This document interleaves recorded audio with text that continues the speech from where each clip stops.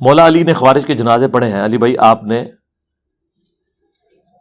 صغیرہ کبیرہ ملا کر نتیجہ نکالا؟ جی اسی طرح نتیجہ نکالا جاتا ہے، بالکل ایسے ہی نتیجے دنیا میں ایسے ہی نکلتے ہیں میرے بھائی. یہ نتیجے ایسے ہی نکالنے ہوں گے. مثلا جب آپ رفع الیدین کرتے ہیں تو حنفی پتہ آپ کو کیا کہتے ہیں؟ رفع الیدین کا حکم دکھائیں. تو رفع الیدین کا حکم تو آپ پھر قیامت تک ڈھونڈتے رہیں گے کہ نبی اسلام نے فرمایا ہو کہ نماز شروع کرو تو رفع الیدین کرو، رکوع میں جاؤ تو رفع الیدین کرو. لیکن ہم کہتے ہیں حکم موجود ہے. کہتے ہیں کہاں؟ میں نے کہا بخاری مسلم میں، کہ صحیح بخاری صحیح مسلم دونوں میں ہے کہ حضرت مالک بن حویرث رضی اللہ تعالیٰ عنہ وہ کہتے ہیں ہم چند نوجوان تھے، غزوہ تبوک کے موقع پر مسلمان ہوئے، نبی الاسلام کی خدمت میں 20 دن تک رہے، یعنی حضور کی وفات سے آلموسٹ 1.25 سال پہلے.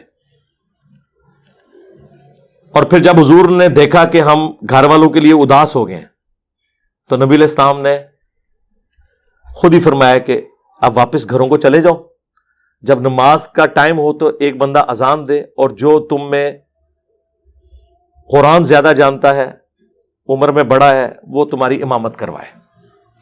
اور سلو کما رأیتمونی اصلی، اور دیکھنا نماز اس طرح پڑھنا جس طرح مجھے نماز پڑھتے ہوئے دیکھتے ہو. ٹھیک ہو گیا؟ یہ جنرل رول ہو گیا، نماز اس طرح پڑھنا جس طرح مجھے نماز پڑھتے ہوئے دیکھتے ہو. اور بخاری مسلم دونوں میں حدیث ہے کہ اللہ نے مجھے جوامع کلمات کے ساتھ بھیجا ہے. میں بات مختصر کرتا ہوں اور مفہوم گہرا ہوتا ہے. سرکار کیا گہرا مفہوم ہے اس حدیث میں جو بخاری مسلم دونوں میں ہے. انما الاعمال بالنیات، اعمال کا دار و مدار تو صرف نیتوں کے اوپر ہے. مختصر، تو یہ بھی مختصر جملہ تھا.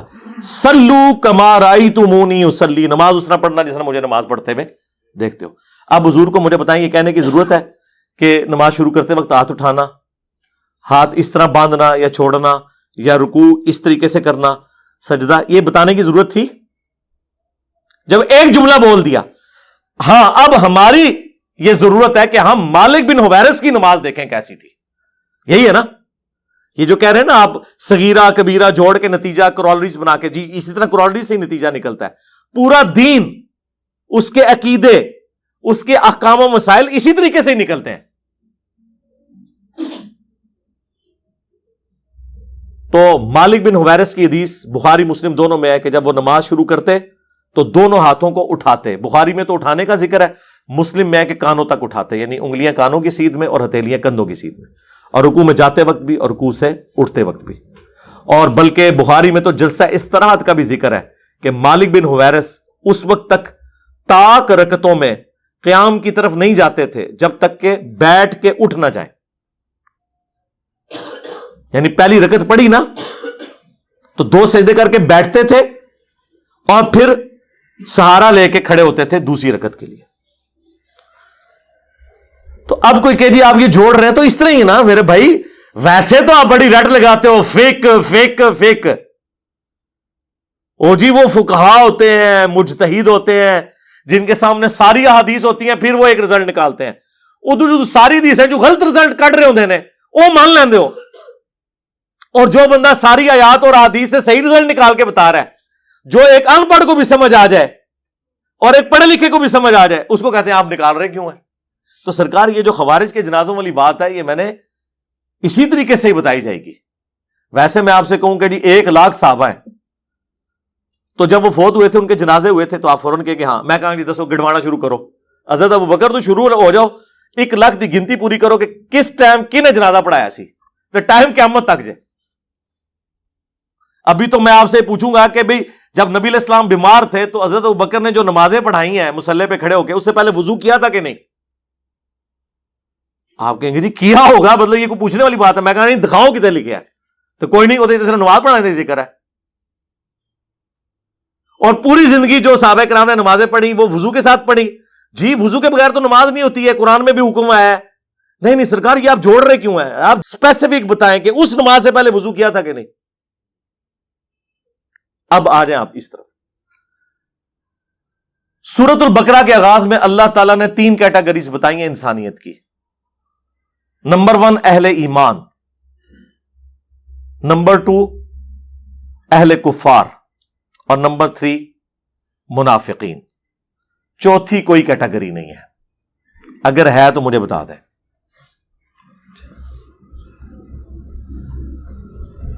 جہاں تک منافقین کا تعلق ہے تو یہ صرف نبی علیہ السلام کی وحی کے اوپر موقوف ہے کہ آپ کسی کو بتا دیں تو آپ بتا سکتے ہیں. حضور کے بعد کوئی بندہ بتا نہیں سکتا کسی کے بارے میں کہ وہ منافق ہے یا نہیں.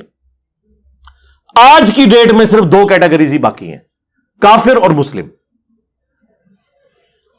اب خوارج جو تھے وہ کون تھے؟ حضرت علی کے فوجی. حضرت علی سے ان کا اختلاف کیا ہوا تھا کہ آپ نے معاویہ کے ساتھ صلح کرنے کے لیے کیوں آمادگی ظاہر کی ہے تحکیم کے ایشو میں. حضرت علی کی محبت میں حضرت علی سے وہ اختلاف کر رہے تھے. کیا وہ کافر تھے؟ ہاں، کفر کیا انہوں نے، لیکن کفر دون الکفر ہے. وہ اسلام کا انکار نہیں، خلیفہ وقت کا انکار. تو سرکار وہ خلیفہ وقت کی بغاوت جو ہے وہ صرف خوارج نے تو نہیں کی ہے، اہل جمل اور اہل صفین نے بھی کی ہے. اہل جمل نے تو چلے معافی مانگ لی، اہل صفین کا کیا کریں گے؟ سنن کبری البیہقی میں حضرت عمار بن یاسر کہتے ہیں اہل شام کو کافر نہ کہو بلکہ کہو کہ یہ ظالم اور فاسق ہے، گناہ کبیرہ کے مرتکب ہوئے، کافر نہیں ہے. حالانکہ امام وقت کے خلاف انہوں نے خروج کیا اور بیعت بھی نہیں کی. تو خوارج نے بھی یہی کیا، بلکہ خوارج کے خلاف تو حضرت علی نے تلوار اٹھائی ہے ان کی بغاوت کی وجہ سے. پچھلے دنوں میری اس پہ تفصیلی ویڈیو بھی تحکیم کے مسئلے میں بھی اور اس حوالے سے بھی ریکارڈ ہو چکی ہے. مصنف ابن ابی شیبہ میں مولا علی سے پوچھا گیا خوارج کے بارے میں، یہ کیا یہ کافر ہے؟ فرمایا یہ کفر ہی سے تو باقی ہے کہ انہوں نے سمجھا کہ میں کفر میں مبتلا ہو گیا ہوں اس لیے میرا اختلاف کر رہے ہیں. پوچھا کیا منافق ہے؟ کہ نہیں، قرآن تو کہتا ہے کہ منافق نماز میں بڑا تھوڑا اللہ کا ذکر کرتے ہیں، ان کی نمازیں تو اتنی لمبی لمبی ہیں. بخاری مسلم میں آیا کہ اے علی تم اپنی نمازوں کے اعتبار سے جب انہیں دیکھو گے رشک کرو گے کہ ان کی نمازیں تو تمہارے سے بھی لمبی ہے. یعنی خشوع خضوع سے پڑھ رہے ہیں. لمبی نماز کوئی منافق اور کافر نہیں پڑھ سکتا، وہی پڑھتا ہے جو دل سے اللہ کو یاد کرتا ہے. اس لیے قرآن نے اسے دلیل بنایا کہ منافق جو ہے نا وہ نماز میں بڑا تھوڑا ذکر کرتے ہیں، فوراً ٹھونگے مار کے چلے جاتے ہیں.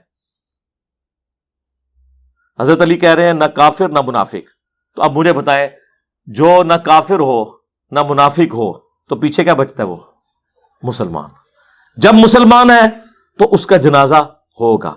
رہ گی جنگ میں شہید جو فوت ہوتا ہے یا کوئی جنگ کی حالت میں مارا جاتا ہے وہ کیٹاسٹرافک کنڈیشن ہے، اس وقت جنازہ پڑھا جائے نہ پڑھا جائے کوئی مسئلہ نہیں، غسل دیا جائے نہ دیا جائے کوئی مسئلہ نہیں ہے.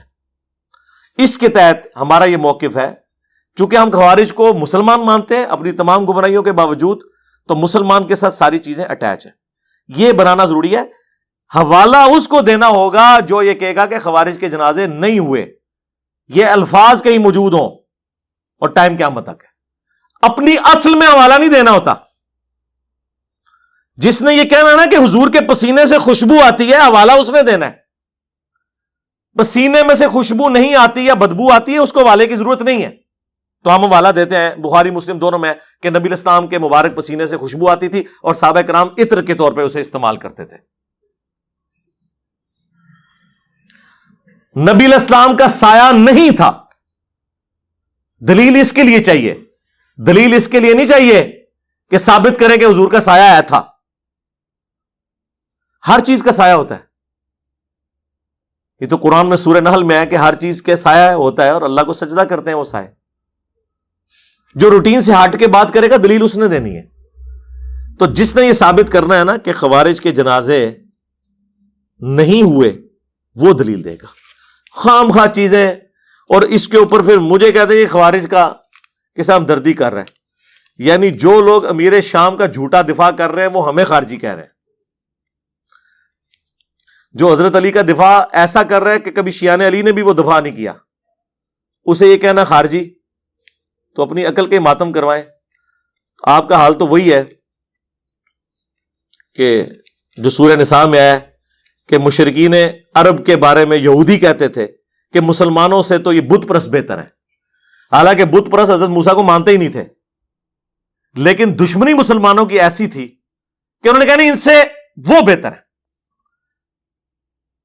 حالانکہ مسلمان موسیٰ علیہ السلام کو مان رہے ہیں، بیت المقدس کو مان رہے ہیں، اتنی کامن چیزیں ہیں، لیکن دشمنی چونکہ ان کی چودراہٹ سٹیک پہ لگ گئی تھی مسلمانوں کی وجہ سے، اس لیے ان کو بت پرست اچھا لگنا شروع ہو گئے۔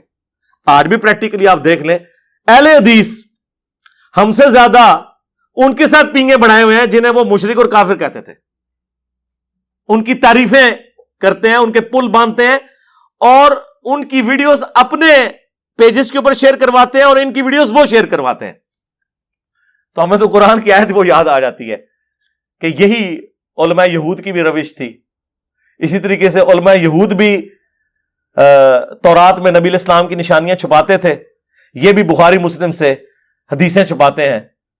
2812 تقتلہ الفئۃ الباغیہ یدعوہم الی اللہ ویدعونہ الی النار ویح عمار، اے افسوس عمار، تجھے ایک باغی جماعت قتل کرے گی، تو انہیں اللہ اور جنت کی طرف بلائے گا، وہ جماعت جہنم کی طرف بلائے گی۔ نہ صرف یہ چھپاتے ہیں ان حدیثوں کو، بلکہ کہتے ہیں حدیثیں بیان کرنا حرام ہے۔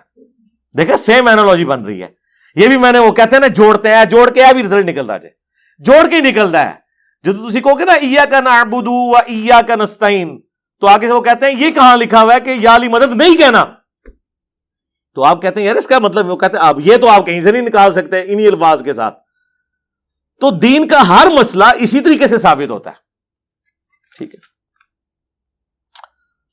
دنیا میں مسلمانوں کے جتنے بھی فرقے ہیں، ہر فرقہ الگ طریقے سے نماز کیوں پڑھتا ہے، جبکہ نبی علیہ السلام نے اپنی زندگی میں، ظاہر ہے یہ فرقہ واریت کی وجہ سے ہوا ہے نا جی، الگ طریقے سے، لیکن بیسک سٹرکچر ایک ہی ہے۔ میں نے 12 یہ عرض کیا ہے، الگ طریقوں سے اس کی جزیات میں فرق ہے۔ دنیا میں بھی آپ دیکھیں 10 بندے بیٹھے ہوئے ہوں، ان میں سے کوئی نابینا ہو، کسی کا ہاتھ ٹوٹا ہوا ہو، کسی کا پاؤں ٹوٹا ہوا ہو، کوئی گونگا ہو، کوئی بہرا ہو، لیکن ساروں کو انسان بولا جاتا ہے۔ البتہ ساتھ یہ کہا جاتا ہے کہ انسان تو ہے لیکن نابینا ہے، یہ انسان ہے لیکن لنگڑا ہے، یہ انسان تو ہے لیکن بہر ہے، لیکن یہ تو نہیں کہا جاتا کہ بہرے ہونے کی وجہ سے وہ انسان ہی نہیں ہے۔ اس طرح بیسک سٹرکچر دنیا کے ہر فرقے کی نماز کی ایک ہے۔ ہر فرقہ 17 رکعتیں مانتا ہے دن رات کی فرض، 2 فجر کی، 4 ظہر، 4 عصر، 3 مغرب، 4 عشاء۔ ہر فرقے والا نماز میں اللہ اکبر کہہ کے نماز شروع کرتا ہے، قیام کے بعد رکوع کے بعد کھڑے ہو کے پھر 2 سجدے، 2 سجدوں کے درمیان بیٹھنا، 2 رکعتوں میں بیٹھنا، 2 رکعتیں پڑھنے کے بعد اور 4 رکعتیں پڑھ کے سلام پھیر دینا، یا مغرب کے کیس میں 3 کے بعد سلام پھیر دینا، یا فجر کے کیس میں 2 کے بعد سلام پھیر دینا، یہ سب کے اندر کامن ہے۔ تو بیسک سٹرکچر ایک ہے، اور اس کی برکت ہے کہ ایک فرقہ دوسرے کے پیچھے نماز پڑھ سکتا ہے۔ ورنہ مجھے بتائیں اگر قیام کے بعد شیعہ ڈائریکٹ سجدہ کرتے ہوتے اور سنی رکوع کرتے ہوتے تو سنی شیعہ ایک دوسرے کے پیچھے نماز پڑھ سکتے تھے؟ یا فجر کے شیعہ 2 فرض پڑھتے ہوتے اور سنی 4 پڑھتے ہوتے؟ باقی جو نیٹی گریٹیز ہے، رفع الیدین کرنا نہ کرنا، سجدوں میں رفع الیدین کرنا نہ کرنا، یہ ساری چیزیں نماز کی خوبصورتیاں ہیں۔ جو انہیں چھوڑ رہے ہیں ہم انہیں یہ کہتے ہیں کہ آپ سنتوں کے اوپر عمل کریں۔ باقی ہم نے کبھی یہ نہیں کہا کہ نماز کوئی الگ ہے، نہیں، نماز کا وہی طریقہ ہے، میں نے پریکٹیکل اس کے اوپر ریکارڈ کروا دیا۔